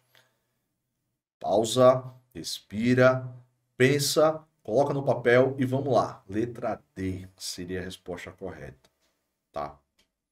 Essa sociedade, ela reputa-se dissolvida em razão do seu vencimento, né, do prazo de duração. Salvo se, sem oposição de sócio, ela não entrar em liquidação. Nessa hipótese, ela vai funcionar por prazo indeterminado. É o que acontece, por exemplo, com um contrato de locação. Tá? Vamos fazer esse paralelo. Um contrato de locação de imóvel. Você tem lá o prazo determinado do contrato. Acabou aquele prazo, não houve a renovação do contrato, tá? Então passa-se a presumir, considerar que aquele contrato ele vai viger, vai permanecer em vigência por tempo indeterminado, até que o locatário ele desocupe o imóvel, por exemplo, entregue o imóvel, ou que o locador requeira a sua desocupação, tá ok? Mais ou menos o que acontece aqui. A sociedade vai permanecer em funcionamento. Não teve oposição de ninguém? Continua por prazo indeterminado. Não é que, indo o seu prazo previsto, né, contratualmente, né, de funcionamento, ela necessariamente ela vai ter uma intervenção, vai ter um fechamento, a cessação das atividades. Não, pode continuar, tá? Por prazo indeterminado nesse caso. Então, resposta correta, letra D. E para fundamentar melhor nossa resposta, né, eu trago para vocês aqui a regra do artigo 1033, inciso 1º. Tá? Essa regra, meus amigos, do Código Civil, ela prevê como uma causa de dissolução o término do prazo de duração de uma sociedade, né, na sociedade por tempo determinado. Em regra, as sociedades elas são por tempo indeterminado, tá? Mas, por algumas peculiaridades, por algumas exigências da própria característica do negócio, pode-se estabelecer um prazo de funcionamento para a sociedade. Por exemplo, uma sociedade de propósito específico, um SPE, tá? Ela é constituída para a execução de um determinado empreendimento, por exemplo, muito utilizada na construção civil, tá? E aí já é uma outra particularidade. Então, o simples término do prazo, tá, de duração dessa sociedade, ela não implica na extinção automática dela, né? Por quê? Porque ela precisa ser liquidada, né? Para que então ela seja considerada extinta para os devidos fins, certo? Desse modo, enquanto não houver liquidação e nenhum sócio se opuser à sua continuidade, ao seu funcionamento, ela permanecerá em funcionamento, em atividade, mesmo após o decurso do prazo de duração. Né? Aí eu falei para vocês aqui, o artigo 1033, inciso 1º. Dissolve-se a sociedade quando ocorrer o vencimento do prazo de duração, salvo se, vencido este prazo e sem oposição do sócio, não entrar a sociedade em liquidação, caso em que se prorrogará por tempo indeterminado. Tá bem? As demais, meus amigos, elas estão incorretas por quê? Né? Na letra A, o erro está em relação a esse prazo, tá? Vejam que fala que em 30 dias após o término do prazo de duração. Certo? A letra B, também ela fala que não há, na verdade, ela fala em manutenção dos negócios por 180 dias, tá? Letra B, mas está incorreto, porque não há essa manutenção, tá, do um prazo específico de 180 dias, mas sim com a investidura do liquidante, a pessoa responsável pela liquidação, essa gestão desse negócio, ela fica restrita aos negócios que são inadiáveis. São aquelas situações em que deixar de concluir o negócio ou não realizar aquele negócio, ela vai trazer um mal, vai trazer um prejuízo muito maior. É algo inadiável, tá? Então é preferível concluir aquela operação, aquela situação, para então ser realizada a liquidação da sociedade, tá? Porém, são proibidas novas operações, certo? Novas contratações. É o que diz aqui o artigo 1036 do Código Civil, tá? Ocorrida a dissolução, cumpre aos administradores providenciar imediatamente a investidura do liquidante e restringir a gestão própria aos negócios inadiáveis, vedadas novas operações, pelas quais responderão solidária e ilimitadamente. Beleza? Parágrafo único. Dissolvida de pleno direito a sociedade, pode o sócio requerer, desde logo, a liquidação judicial. Certo? Letra C, por que está incorreta?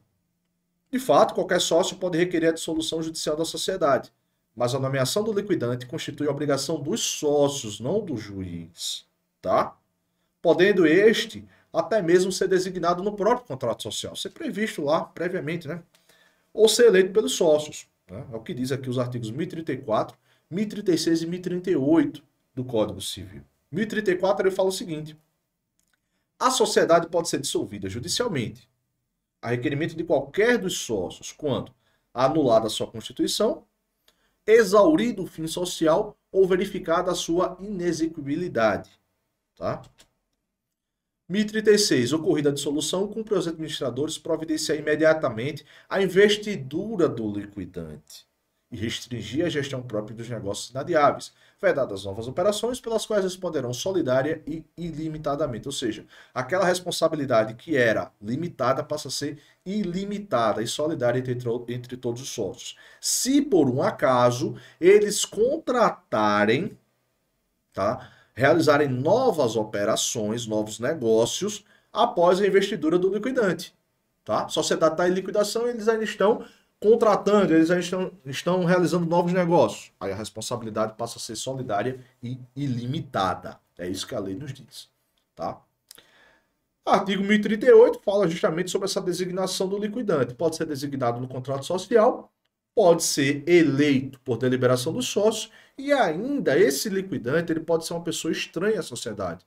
Pode ser uma pessoa que não seja sócio, uma pessoa que não seja administrador, uma pessoa estranha, escolhida pelos sócios, por exemplo. Tá? Mas que seja estranha à sociedade. Não há vedação a essa situação, a essa escolha. Tá bom, gente? Meus amigos, vamos para a última questão, tá? Última questão aqui que fala sobre busca e apreensão em alienação fiduciária. Contrato, né, um contrato de financiamento, em que aquele bem adquirido ele é dado em garantia do pagamento, do adimplemento daquele negócio. Tá? É o financiamento de um veículo, por exemplo. Você vai à concessionária, você escolhe o veículo, contrata um financiamento perante uma instituição financeira, a instituição financeira ela paga à concessionária o veículo, o preço do veículo, você já não deve mais nada à concessionária, e você passa a ser devedor da instituição financeira, tá? Que vai ter a posse indireta daquele bem. Por quê? Porque você está comprometido, você está obrigado a realizar o pagamento daquele contrato, daquelas parcelas mensais. Enquanto você não quitar o contrato, você não pode transferir o veículo, ter a livre possibilidade de transferência dele. Porque você pode verificar que lá no documento do veículo consta uma anotação, uma restrição de transferência, o chamado gravame. Em nome de quem? Em nome da instituição financeira. Vai lá. AF, Banco Bradesco Financiamentos S.A. AF, Banco Santander. Entendeu? Alienação fiduciária. Aí você não pode transferir aquele bem. Você tem a posse dele, você pode usufruir dele, mas não pode vendê-lo a um terceiro. Salvo se houver o consentimento, a informação, a autorização, né, daquela instituição financeira. Que há uma, vamos dizer assim, uma cessão do contrato, uma transferência entre pessoas, com a anuência, logicamente, da instituição financeira. Ok? Mas vamos aqui para a nossa questão. Vamos encerrar a nossa aula. E a questão diz o seguinte, meus amigos. Itarana Avícola e Abatedouro S.A. celebrou o contrato de alienação fiduciária de veículos automotores com o Banco Alegre S.A. Certo? O valor financiado, meus amigos, ele deveria ser pago em 60 prestações mensais e consecutivas, né? Mas, após o vencimento da 14ª prestação, a fiduciante cessou o pagamento. Quando eu falo fiduciante, eu estou falando do devedor. Devedor fiduciante, credor fiduciário, tá? Credor fiduciário, devedora fiduciante, ok? Ela cessou o pagamento. Sobre a hipótese, assinale a opção que indica a providência assegurada por lei ao fiduciário, no caso, o Banco Alegre. E Tarana, avícola e abatedouro, é a fiduciante. Banco Alegre, o fiduciário, tá? Letra A. Vender os bens alienados a terceiros, independentemente de leilão, asta pública, avaliação prévia ou qualquer outra medida judicial ou extrajudicial, após a comprovação prévia da mora do fiduciante, salvo disposição expressa em contrário prevista no contrato. Requerer, independentemente de comprovação da mora, contra o fiduciante, a busca e apreensão dos bens alienados fiduciariamente, a qual será concedida liminarmente, podendo ser apreciada em plantão judiciário. C. Ajuizar a ação de execução para entrega de coisa certa, pleiteando nos mesmos autos a busca e apreensão, que será deferida liminarmente, salvo na hipótese de ter sido requerida a recuperação judicial pelo fiduciante. Promover, alternativamente ao pedido de busca e apreensão dos bens, independentemente de comprovação da mora, a consolidação da propriedade perante o competente cartório de registro de títulos e documentos, desde que haja previsão expressa no contrato em cláusula em destaque. E aí, meus amigos, qual seria a resposta correta? Letra A, letra B, letra C ou letra D? Tá? Para resolver essa questão, nós vamos precisar ter em mãos o quê? O artigo Decreto-Lei número 911 de 1969, tá? Que disciplina esse procedimento, a busca, apreensão e alienação fiduciária. Tá bom? De grande importância, de essencial importância. Mas, resolvendo a questão, passando a resposta para vocês, eu digo que a resposta correta seria a letra A. Letra A, resposta correta.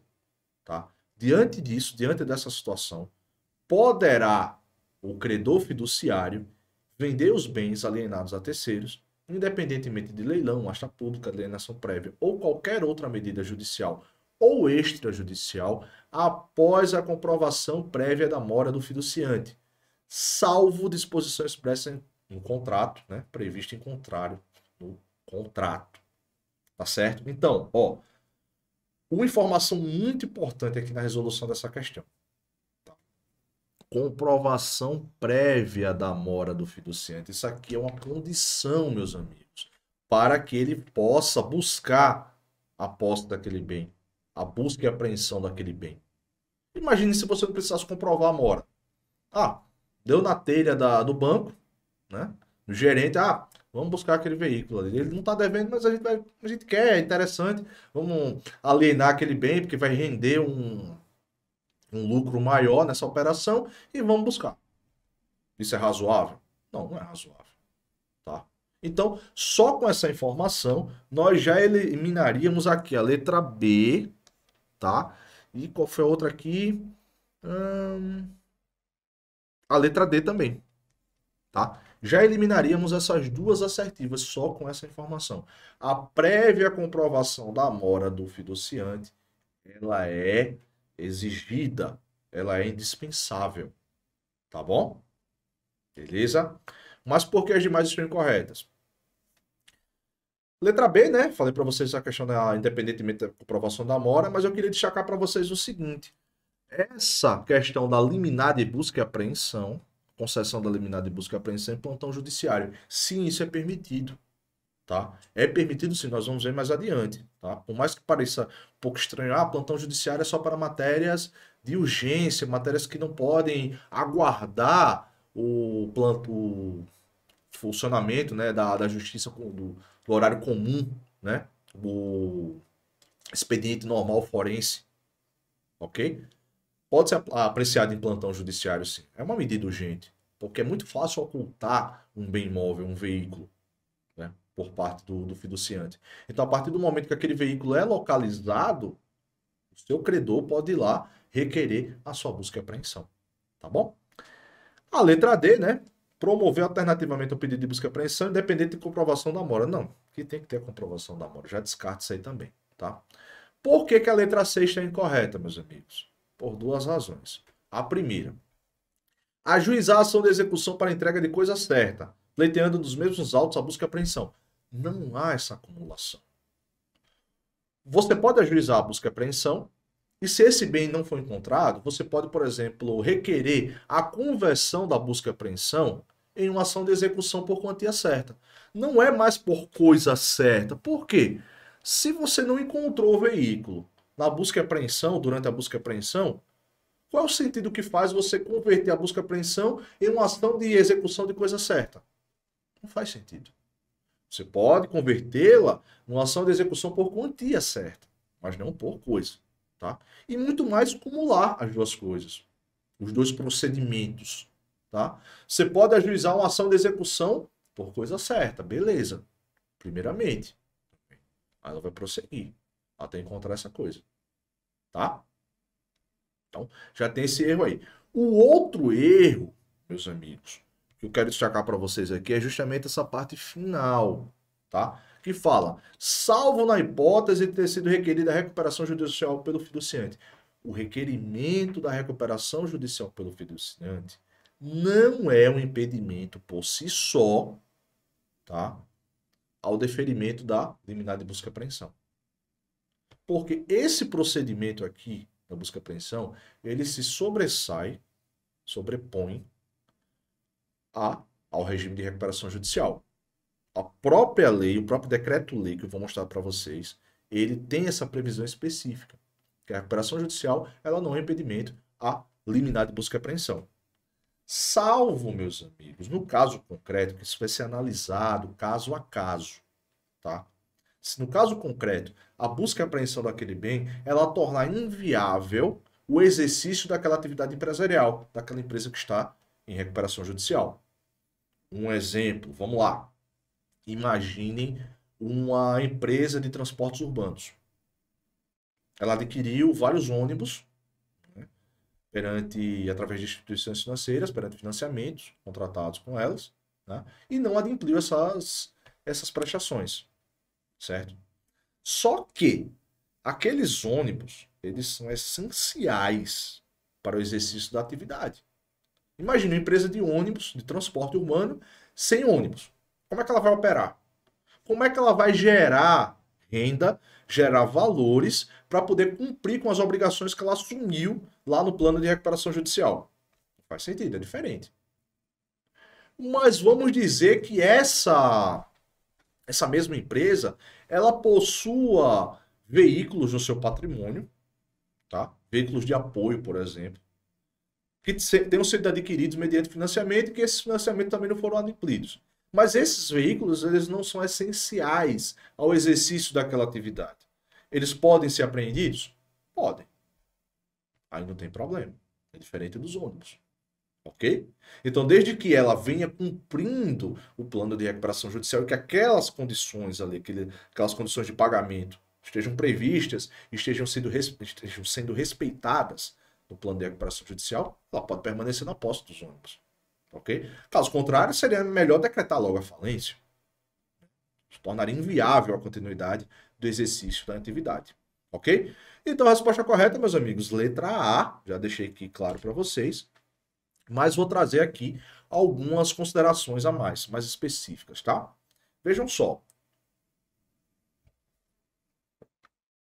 Na letra A, essa possibilidade, né, essa faculdade que foi descrita, ela decorre da norma contida no artigo 2º do Decreto-Lei nº 911 de 69, que ele diz o seguinte: no caso de inadimplemento ou mora nas obrigações contratuais garantidas mediante alienação fiduciária, o proprietário fiduciário ou credor poderá vender a coisa a terceiros, independentemente de leilão, asta pública, avaliação prévia ou qualquer outra medida judicial ou extrajudicial, salvo disposição expressa em contrário prevista no contrato, devendo aplicar o preço da venda no pagamento do seu crédito e das despesas recorrentes e entregar ao devedor o saldo apurado, se houver, com a devida prestação de contas. Por quê? O bem, ele é retomado a sua posse, é vendido.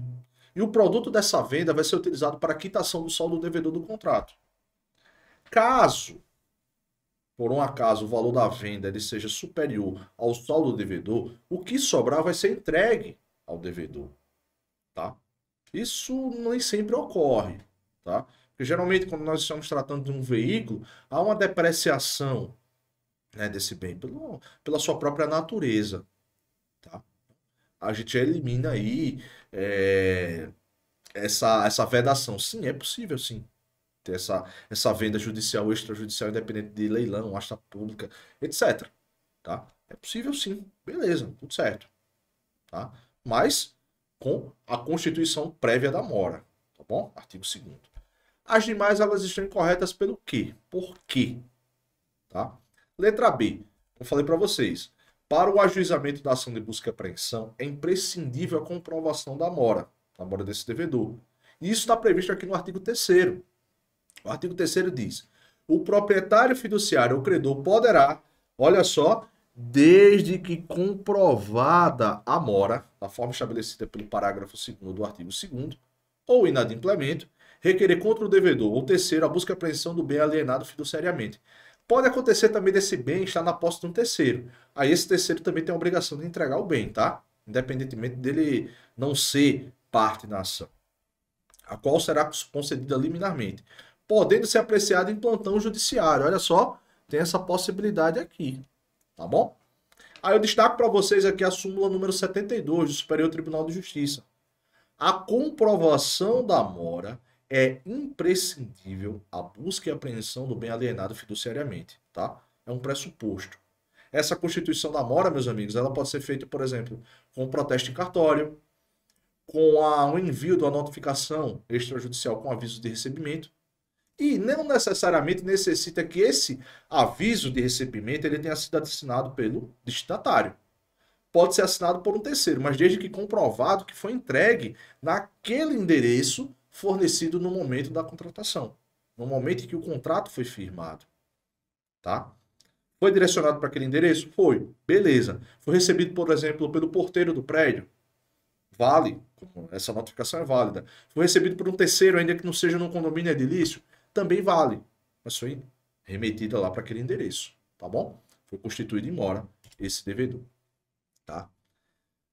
Falei para vocês também que o decreto-lei não fala nessa acumulação, né, dos procedimentos de execução e de busca e apreensão, mas na escolha de um ou de outro, né? Além dessa possibilidade de conversão da busca e apreensão em execução por quantia certa, né, quando não for encontrado o bem. Aí eu destaco para vocês os artigos 4º e 5º. Se o bem alienado fiduciariamente não foi encontrado ou não se achar na posse do devedor, fica facultado ao credor requerer, nos mesmos autos, a conversão do pedido de busca e apreensão em ação executiva, né? Na forma prevista em tal. Aqui nós estamos falando do Código de Processo Civil de 73, tá? Mas considerem como Código de Processo Civil de 2015, né? Porque por conta do texto da lei.